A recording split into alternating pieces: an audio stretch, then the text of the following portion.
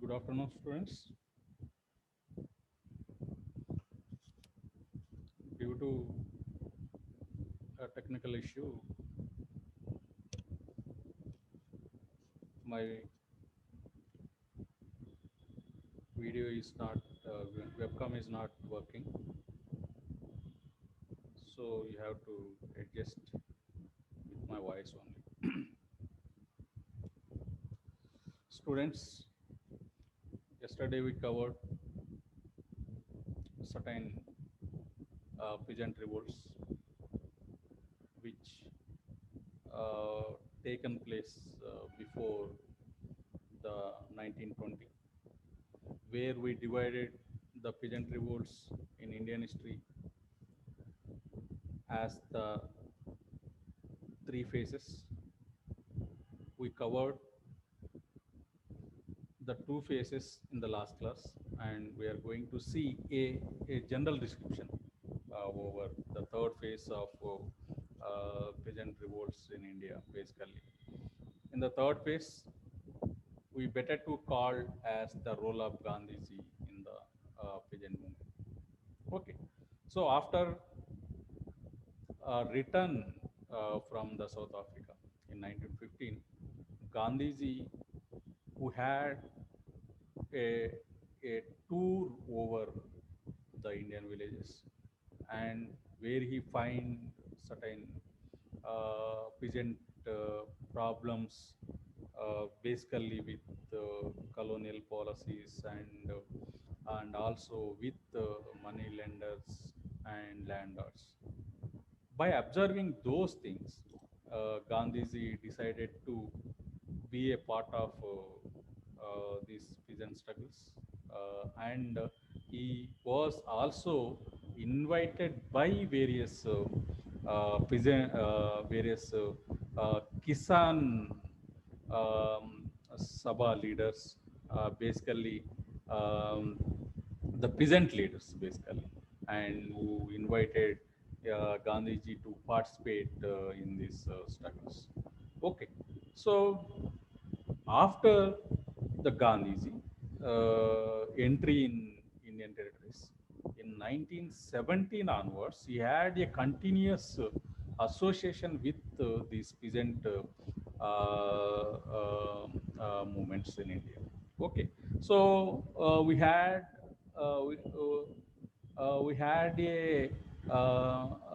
a great struggle which the Ganjiji, who participated in the first time in the Indian peasant struggle, is nothing but the Champaran Satyagraha.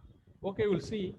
First of all, the Champaran Satyagraha, and then we'll go with what are the other peasant movements in which Gandhiji has participated. Okay, so peasant movements, Champaran peasant movements. The Champaran peasant movement was a part of independent movement. After returning from South Africa, Gandhiji made the experiment of non-cooperation by leading the Champaran, Bihar, and Kheda, Gujarat peasant struggles. The basic idea was to mobilize the peasants and make them attain their demands. The peasant movements of Champaran was launched in 1917-18. The main aim was to create awakening among the peasantry against the European planters. These planters exploited the peasants without providing them a adequate remuneration for their labor. In the summer of 1917, Gandhi embarked upon the mobilization of riots in Champaran. In this district, the landlords had leased out their estates to the British planters. The riots discontent became the intense as the planters enhanced rent under the Tinkatiya system.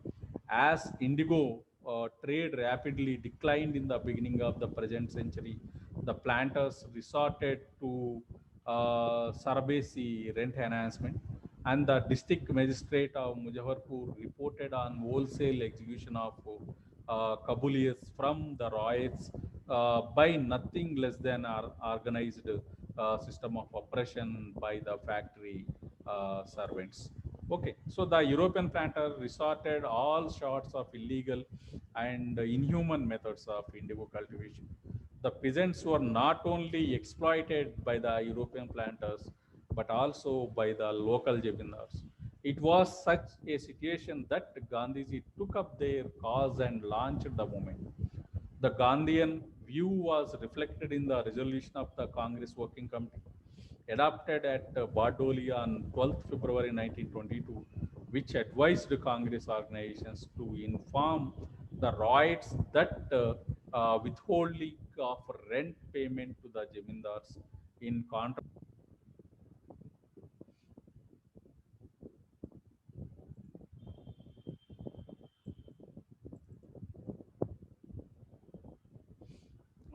Um, Congress resolutions and injuries to the best interest of the country. The Bardoli Satyagraha of 1928, which was confined to a taluk, hardly violated the spirit of this resolution. Some of the important causes for Champaran prison struggle are as follows. The land rent was increased enormously. The peasants were compelled by the European planters to grow indigo, which restricted their freedom of cultivation. The peasants were forced to devote their best part of land to cultivate crops according to the wishes of the landlord. The payment of wages was meager to the peasants, which was not sufficient to earn their livelihood. The peasants of Champaran were living under miserable conditions and were suffering from abject poverty. The peasantry of Champaran suffered a lot in the hands of European planters, landlords, and government officials. Gandhiji, who returned from South Africa at this time, wanted to practice his non cooperation and satyagraha in India. The people of Champaran also accepted his leadership. Unfortunately, in the end, the movement turned violent due to the incident of Chauri Chaura, and Gandhiji was very unhappy with this incident. However, the Champaran struggle is considered part of the national movement. The Champaran Satyagraha took place in April 1917. In order to oppress the peasant Champaran, the British government adopted very serious methods. The peasants were tortured for not paying the excess rents. Thus, the peasants of Champaran had to undergo severe suffering and misery. However, the movement has led to certain important outcomes. The Champaran Agrarian Act was assented by Governor General of India on 1st May 1918. The ideology of non-violent violence had given much strength to the peasants who participated in the movement. The movement also contributed to the growth of nationalism. Okay, so after Champaran Satyagraha, Champaran peasant struggle, we had another a struggle which taken place in the Gujarat is nothing but the Kheda peasant struggle. Okay, so better to call as Kheda Satyagraha. Okay, so the peasantry of Kheda consisted mainly of the patidars who are known for their skills in agriculture. The patidars were well educated. Kheda is situated in the central part of Gujarat and was quite fertile for the cultivation of tobacco and cotton crops. Some of the important causes for the Kheda struggle were reassessment of Kheda land was done by the government based on the cultivation of the crops. On the basis of such data, the government increased the tax, which was not acceptable to the peasants. There was a severe famine in Kedah, which resulted in the failure of the crops. The government did not accept the failure of crops, but was insistent on the collection of land tax, not taking the conditions of peasants into consideration. The peasantry made their inquiries and emphasized that the act of demanding the land tax in such famine conditions was not justified on the part of the government. The Gujarat Sabha consists the peasants submitted petitions to the higher authorities of the province requesting the suspension of the revenue assessment for the year 1990. But the officials rejected the demands of the peasants regarding the non-payment of the taxes. When the government refused to consider the demands of the peasants, Gandhiji encouraged the peasants to resort to Satyagraha. Thus, the Kheda Satyagraha was started in March 1990 under the leadership of Gandhiji, Sardar Vallabhbhai Patel, N.M. Joshi, and uh, several others. This was a similar kind of experiment to Champaran based on non-violence. The government officials auctioned the peasants' cattle, confiscated their houses, and took away their movable property due to the non-payment of the land tax. The peasants were issued uh, the peasants were issued notices of the fines and the penalties by the government. The government was terminated owing to the acceptance of some of the prime demands of the peasantry. When you see some achievements of the struggles, it was decided that rich partidars peasants will pay up the land rent and the poor peasants were granted remissions. Due to this decision, the small and poor peasants who were the majority were very satisfied. And the movement also created an awakening among the peasants about their demands. The peasants also indirectly sought their participation in the independence struggle. The impact of success was also recognized among the peasants of Gujarat in the neighboring states. Okay, so another most important one is the Bardoli movement, which also taken place in Gujarat.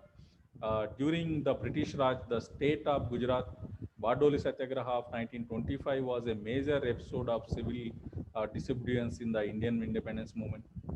In the year 1925, the Taluka of Bardoli suffered from heavy floods and severe famine, which affected the crops very badly. This situation led the farmers to face great financial troubles. At the same time, government of Bombay Presidency raised the tax rate by 30% without taking into consideration the requests and petitions of civic groups who explained about the calamities which occurred in the taluka. The government refused to reduce the tax rate. So the farmers were in very pitiable state whereby the barely had anything enough to pay the tax. The activities of Gujarat, such as Narahari Parikh, Ravishankar Vyas, and Mohanlal Pandya, had a talk with village leaders and sought the help of the prominent Gujarati freedom fighter Vallabhbhai Patel. Patel had earlier helped the Gujarat farmers in Kheda pigeon struggle. He also served as the municipal president of Ahmedabad. He was respected by the common people of the state of Gujarat. The request made by Patel to reduce the taxes was ignored by the governor of Bombay. He indeed reciprocated by announcing the dates of the collection of the taxes. Patel then instructed the farmers of Bardoli to refuse to pay the taxes. Patel, along with Parikh, Vyas, and Pandya, divided the Bardoli into several zones, each with leader and volunteers. Patel also took the help of some activities of Gujarat, who are close to the government in order to know the movements of the government officials. He instructed the farmers to be on non-violent path and not to respond to the aggressive actions of police and officials. He reassured them that struggles would not come to an end until the cancellation of all these taxes for the whole year and return all the seized property and lands to their owners. The government decided to crush the revolt. In order to terrorize and seize the property of the villages, bands of Pathans from northwest India were gathered. The Pathans and tax inspectors intruded into houses of the farmers and took away their property, which was included cattle. Okay, so the government started to auction the houses and lands of the farmers, but no one of Gujarat or from entire India came forward to buy them. The volunteers who are appointed by Patel in every village used to keep watch on the officials who were coming to auction the property of the villages. As soon as the officials were about to enter into village, the volunteer would give a sign to the villagers who would then leave the village and hide in the jungles. Then the officials entered the village. They would find the entire village empty and would not able to make out to who owned a particular house. The people and number of members of the legislative councils of Bombay were very angry at the terrible treatment of the farmers. The Indian members also resigned from their offices and extended support to the protest of the farmers. Finally, an agreement took place between initiation of Parsi member of the Bombay government. According to it, the government agreed to restore the confiscated property and also cancel the revenue payment for the year and also cancel the raise of 30% until next year. All the credit for the resource of Bardoli movement was given to Patel, and he in turn gave credit to the teachings of Gandhiji and to the determination of the farmers. Patel, for the first time, was given the title of Sardar, which means a leader or a chief in the Gujarati and in many other languages by Gandhiji and his fellow Satyagrahis. It was only after the Bardoli Satyagraha that Sardar Vallabhbhai Patel became one among the India's most important leaders. Okay, so we'll see in the tomorrow's class the role of Indian National Congress in peasant movements. Dear students, this is end of my class today, and I will